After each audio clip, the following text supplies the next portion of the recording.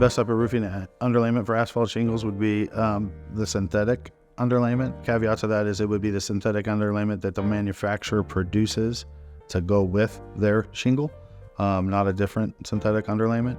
Those cost a little bit more, but there's a reason the manufacturer wants them with their systems, because they know that working together with their system that they've created, they're not going to have to worry about any problems later.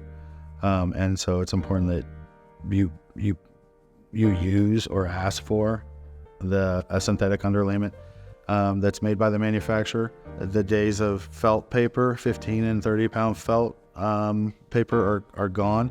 Those felt paper never was meant to last all that long, and I call it felt paper because it is paper.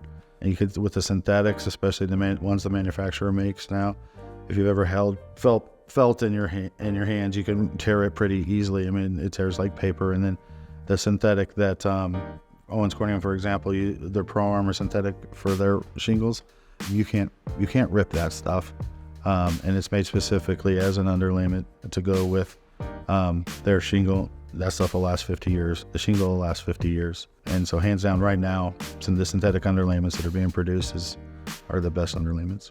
Synthetic underlayments haven't been around that long, and frankly, it was a buzzword for a while.